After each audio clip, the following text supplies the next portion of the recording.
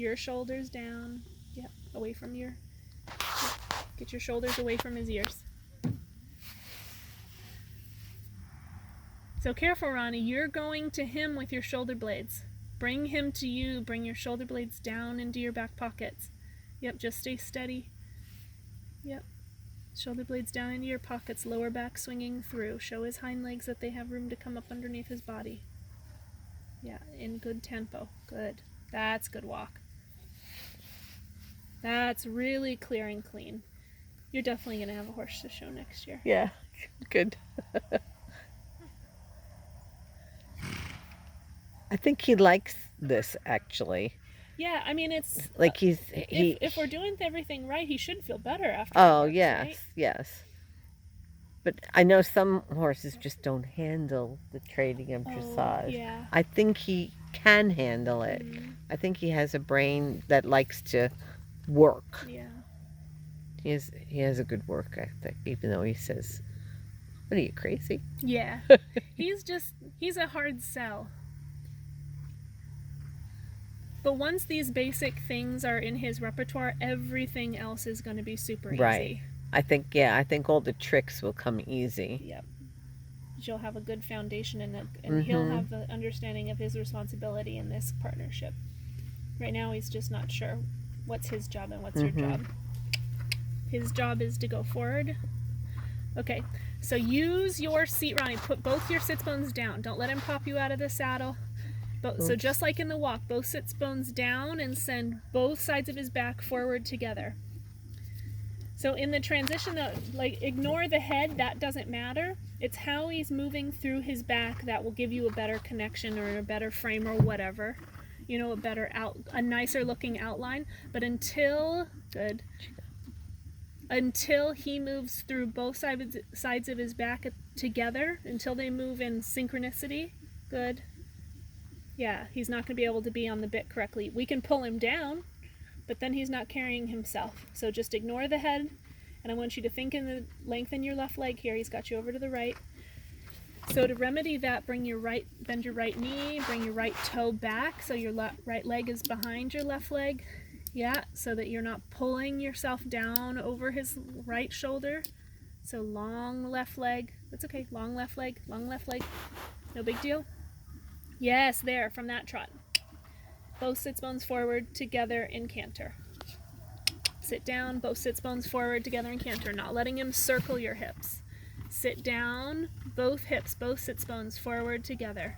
Sit down, sit down, sit down, sit still. Yes, there, stay there, and if you feel him start to turn into a washing machine, you emphasize the straight forward movement of your seat, straight and forward.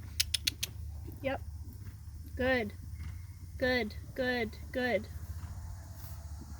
Oh, it's hard for him, isn't it?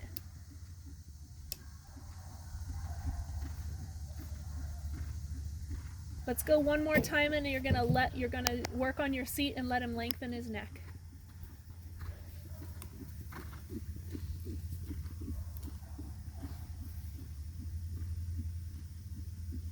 Yep, ignore that.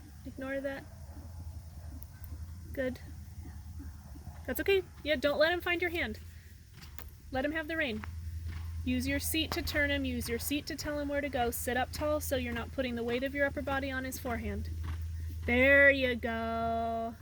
That's better. Inside sits bone brings the inside hind leg under his body. There, feel how that softens his back? Good. And down to trot. He's pooped out. Good. Yeah, super there, Ronnie. Good. Well done. Does that make sense? Okay. Good stuff.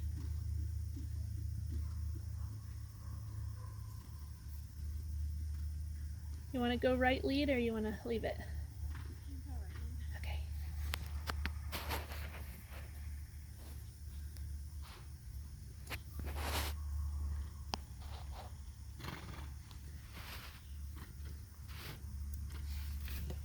Oh, JC.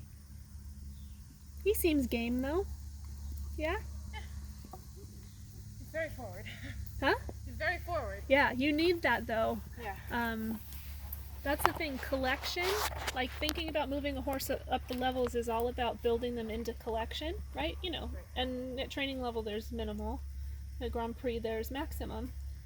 But collection, you like, it's called collection because it's a collection of energy, right? If we just go, if we don't have that, you know, those RPMs, that output of energy, then we don't have anything to collect.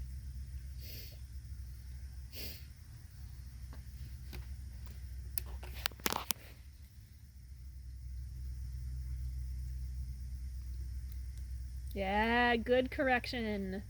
Well done.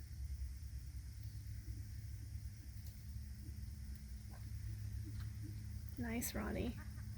Good for you.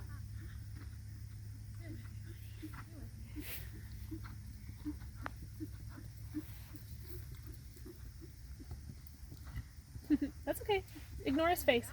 Nope, leave it. Go with it. Ignore his face. It was a super transition. Ignore his face. Don't let him find your right rein. He's like, hey, lady, grab that right rein and then I can keep my balance. You say, no, I'm sorry, but your hind leg needs to come through. Yeah, you need to carry me through your back so you can keep your balance. Yeah, elbows really soft. And Ronnie, think about turning your seat to the right as you canter forward. So both of your hips going right, going around to the right, round to the right, round to the right, round to the right, round to the right. Yeah, so you're guiding him through your seat, not having to pull on the inside rein to keep him circling. Yeah, well done. Good for you.